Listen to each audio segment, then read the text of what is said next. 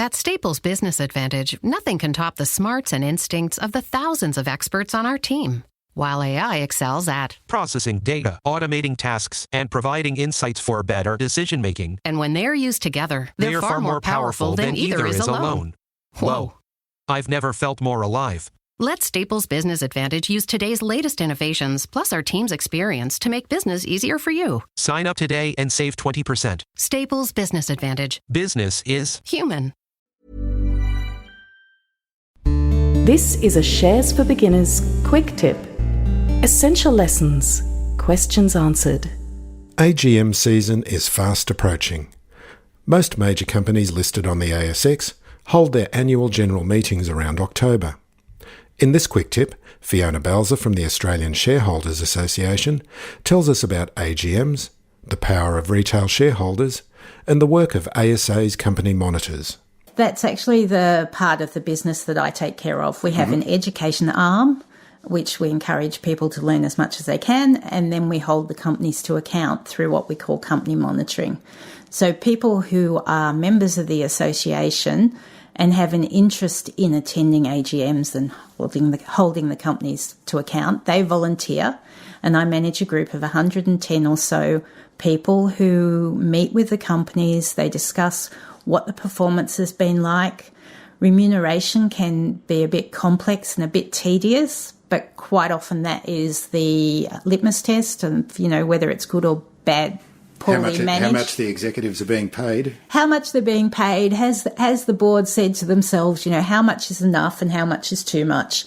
And that's a sign that you would expect to filter right down the company in managing, that if they're thinking of things in a holistic fashion, they should be paying an appropriate amount to the executives and rewarding them for appropriate achievements.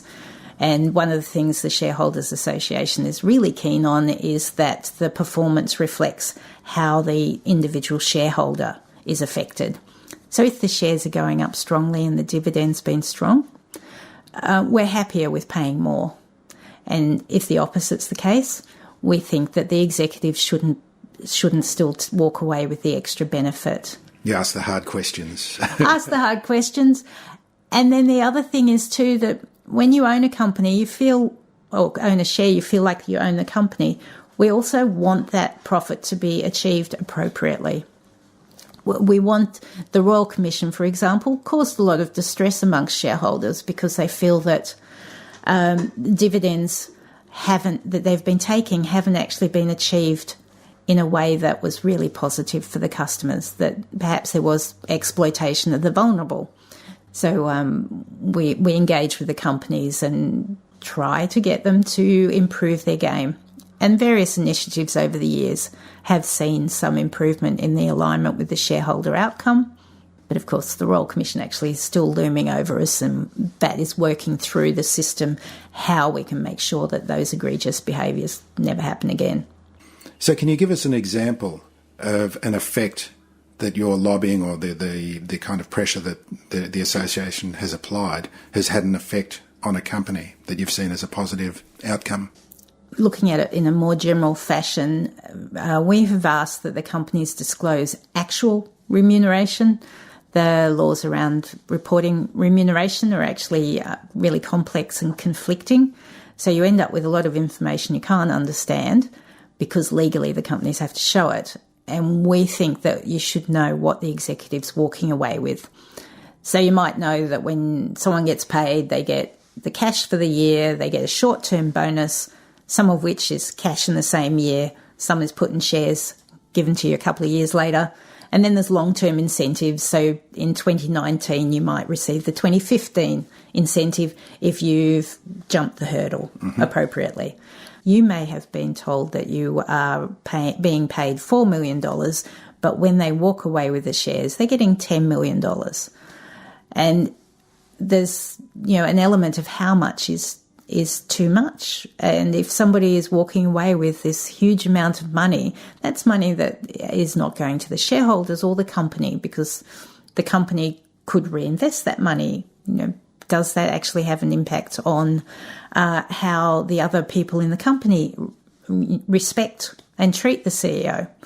And ultimately, I guess, is it a benefit to the shareholders? Is it a benefit to shareholders? Is it a benefit to everybody who interacts with that company?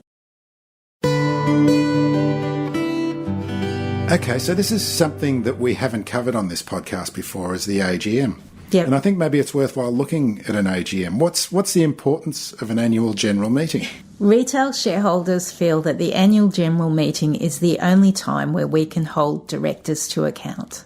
At other times, they appear on the media, in closed rooms and the like, and it's really difficult to let them know that you're disappointed either by how the company is communicating with you or performing or hurting vulnerable customers with the Royal Commission. Whereas at the AGM, both the chair and the rest of the board have to get up on the stage and tend to mingle afterwards, so you can actually have those discussions with them and say how disappointed, for example, you've been with what was transpiring at the Royal Commission, or that the company 2 years ago had said that this particular investment would do all sorts of wonderful things, and you're feeling misled because none of this has transpired. You feel like the risks weren't adequately highlighted at the time, that this could be a 30% up, 10% down type of scenario.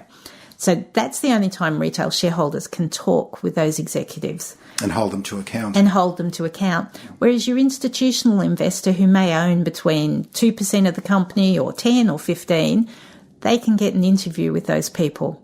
Just go in and talk. And retail shareholders feel excluded.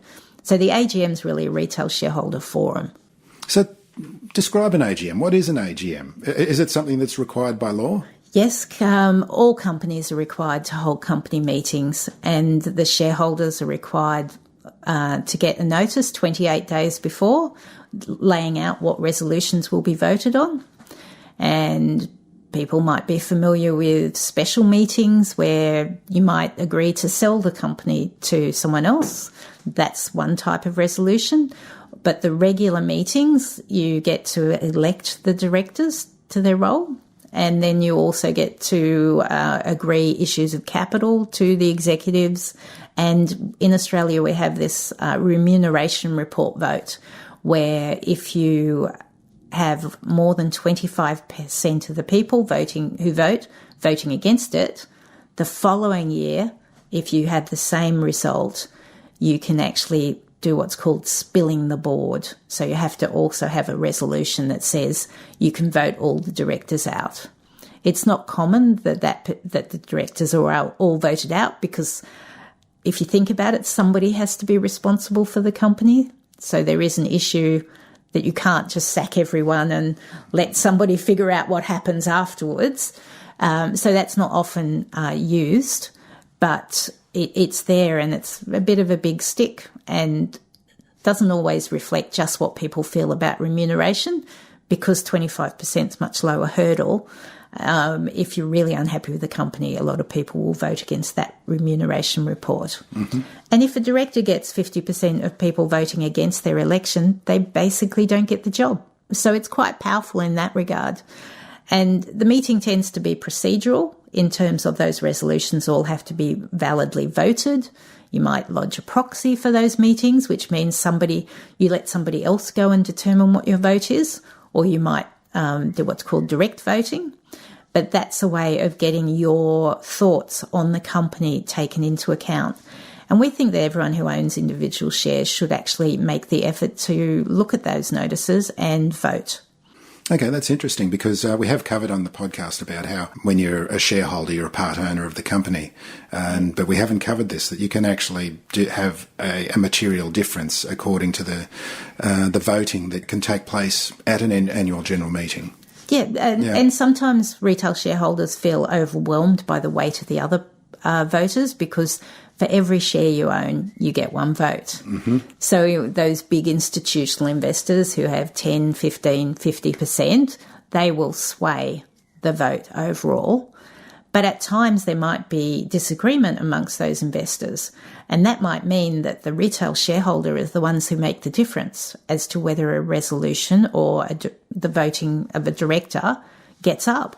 Mm-hmm. So if you can think about your vote it is really good for you to express that opinion.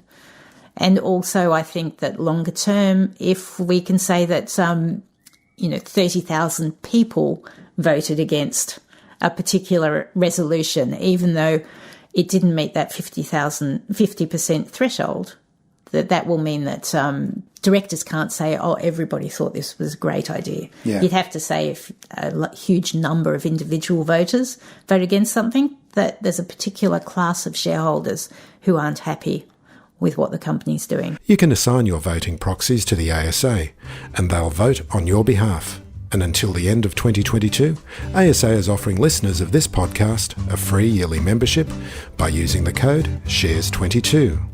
If you found this podcast helpful, please tell a friend, especially if it's someone who needs to start thinking about investing for their future. You'll be helping them and helping me to keep this show on the road. Shares for Beginners is for information and educational purposes only.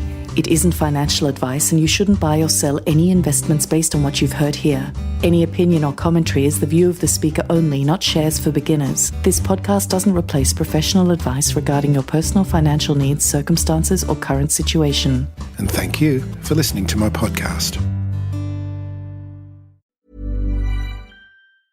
At Staples Business Advantage, our experts can help you find furniture that fits any design and budget, while AI can Recommend products based on preferences, generate 3D models for visualization, and optimize space planning for office furniture. take advantage of our team's eye for style and design. And my eye for, wait, I have no eyes. Only algorithms. At Staples Business Advantage, furnishing your office is easy. And with the best warranty in the business, we're committed to you now and down the road. Sign up today and save 20%. Staples Business Advantage. Business is Human.